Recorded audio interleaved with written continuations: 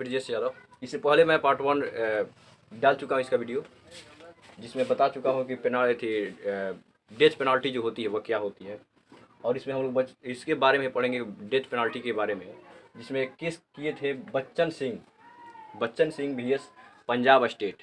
ठीक, इस केस में क्या खासियत रहा जो केस सबसे मतलब फेमस रहा उस समय के दौर में, और मिथु VS स्टेट ऑफ पंजाब, ये केस में क्या देखा गया जो इतना प्रचलित रहा ये सब केस।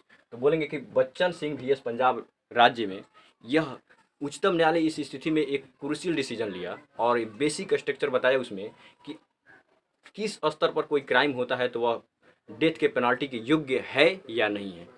यानी इसमें ये बताने का प्रयास किया गया कि रेयर ऑफ द रेयर, इसमें ये दिखाने का प्रयास किया गया कि कोई व्यक्ति को कौन सा क्राइम करता है जिसके लिए उसे पेनाल्टी की सज़ा डेथ पेनाल्टी की सज़ा दी जा सकती है। ठीक है, और मिथु VS स्टेट ऑफ पंजाब, इससे सबसे महत्वपूर्ण क्वेश्चन आता है कि ये कितने सन में हुआ था।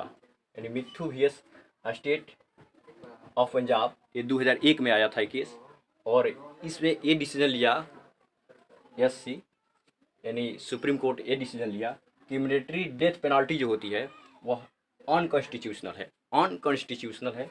यानी पहले माना जाता था कॉन्स्टिट्यूशनल, लेकिन इस केस के बाद माना गया कि मिलिट्री डेथ इज अनकॉन्स्टिट्यूशनल।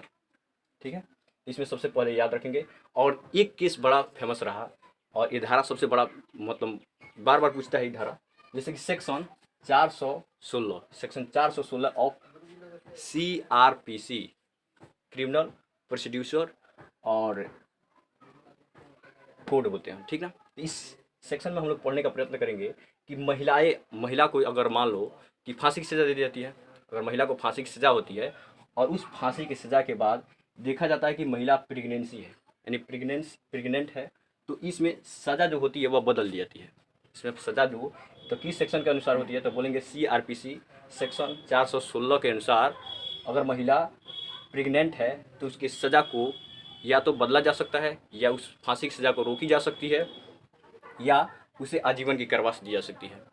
ये देखा गया है।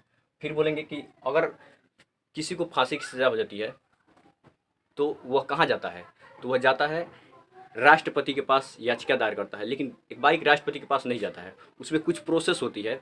इसीलिए लिखे हैं कि मर्सी पिटीशन प्रोसेस, यानी याचिका दायर की प्रक्रिया होती है, वह कैसे होती है। तो सबसे पहले वह व्यक्ति हाई कोर्ट में जाएगा। हाई कोर्ट यदि उसे फांसी की सज़ा दी जाती है और उसके बाद वह कहाँ जाता है, तो सुप्रीम कोर्ट में जाता है। यदि सुप्रीम कोर्ट इस फैसला को अच्छा मानता है कि उसे फांसी की सज़ा होनी चाहिए, तो वह क्या करता है, अपील करता है, याचिका दायर करता है राष्ट्रपति के पास। वह राष्ट्रपति के पास याचिका दायर करता है, और राष्ट्रपति के पास हम जानते हैं कि क्षमादान की क्षमता होती है। वह अनुच्छेद 72 के अनुसार, राष्ट्रपति के पास अनुच्छेद 72 के अनुसार क्षमादान की क्षमता होती है। ठीक है, फिर उसके बाद हम पढ़ेंगे कि और राज्यपाल के पास भी अनुच्छेद 161 के अनुसार क्षमादान की योग्यता होती है। तो बोलेंगे कि बताइए इस अनुच्छेद 72 के अनुसार क्या क्या हो सकता है, राष्ट्रपति किस किस क्षेत्र में क्षमादान दे सकता है। तो बोलेंगे कि उसके पास 5 अनुच्छेद 72 के अनुसार 5 उसमें प्राधिकार दिया गया है, जिसमें बोलेंगे क्षमा है, प्रतिविलंबन है, विराम है, परिहार है, लघुकरण है। और कभी हम इसके संबंधित वीडियो बनाएंगे कि राष्ट्रपति के अनुच्छेद 72, इसके बारे में पूरा डिटेल से पढ़ाएंगे कभी, तो इसके बारे में डिटेल से बताएंगे। लेकिन अभी अनुच्छेद 72 की केवल क्षमा के बारे में पढ़ रहे हैं कि क्षमा में मृत्यु सजा भी होती है, और फौजदारी न्यायालय यानी राष्ट्रपति के पास ये अधिकार होती है। यानी ओनली वन इस देश में, हम लोग के सिविल नागरिक में राष्ट्रपति ही एक ऐसा नागरिक है जो मृत्यु की सज़ा को माफ़ कर सकते हैं, बाकी किसी के पास ऐसा अधिकार नहीं है। दूसरी फौजदारी न्यायालय जो होती है, वह फौजदारी न्यायालय में अगर किसी को फांसी की सज़ा होती है या किसी को शूटिंग की ऑर्डर होती है, तो उस अवस्था में भी राष्ट्रपति क्या कर सकते हैं, उसमें फांसी की सज़ा को निरस्त कर सकते हैं। ठीक, फिर आगे पढ़ेंगे कि राज्यपाल जो अनुच्छेद 161 के अनुसार वह क्या कर सकता है, किसी भी स्थिति में उसे मृत्यु की सज़ा माफ़ करने की अधिकार नहीं है, और वह फौजदारी न्यायालय में उसे कोई अधिकार नहीं है कि किसी भी प्रकार का पार्टिसिपेशन करे। ठीक, आगे पढ़ेंगे कि बताइए मर्सी पिटीशन जो होती है, यानी याचिका दायर जो होती है, वह कैसे होता है। तो बताए हैं अभी हाई कोर्ट से सुप्रीम कोर्ट, सुप्रीम कोर्ट से बाद प्रेसिडेंट के पास जाता है। प्रेसिडेंट क्या करता है, उस याचिका दायर को एक्सेप्ट करता है या रिजेक्ट करता है, वो किस पर निर्भर करता है। तो प्रेसिडेंट के पास जब याचिका दायर आती है तो वह सलाहकार के रूप में 2 से संस्था सलाह देती है। एक होती है गृह मंत्रालय, जो गृह मंत्रालय होती है, और एक संबंधित राज्य, जिस राज्य से वह व्यक्ति मतलब संबंधित है, वो राज्य से और गृह मंत्रालय से राय ली जाती है। कौन लेता है, तो राष्ट्रपति लेते हैं। और उसके बाद वो मर्सी पिटीशन को या तो एक्सेप्ट करते हैं या उसे निरस्त कर देते हैं। अगर निरस्त करते हैं तो उसे जाहिर सी बात है कि व्यक्ति को जो डेट निर्धारित है उस डेट पर उसे फांसी की सज़ा दी जाती है। और ये सब कई बार नोटिफिकेशन थी, मतलब याचिका दायर देखा भी गया है, नागरिक में देखा गया है कि प्रणब मुखर्जी जो थे उसके समय में 24 याचिका जो थी, याचिका आई थी और उसे रिजेक्ट कर दिए थे।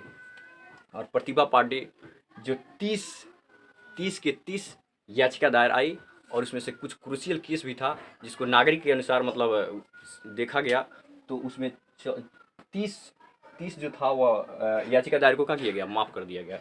और इसमें गोविंद जो थे, अभी रामनाथ कोविंद जो है अभी वर्तमान में राष्ट्रपति है इस भारत के, तो उसमें जगत राय केस 2006 में आया था।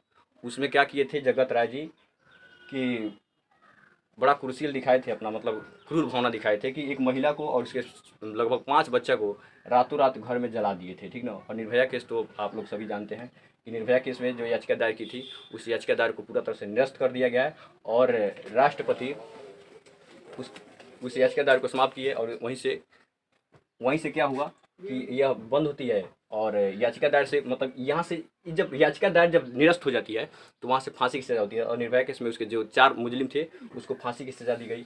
अब इससे बाद हम लोग जो लेक्चर होगा वो देखेंगे कौन सा वीडियो लाते हैं, लेकिन क्लोजली रेगुलर वीडियो लाने का प्रयास करेंगे। ठीक है, थैंक यू।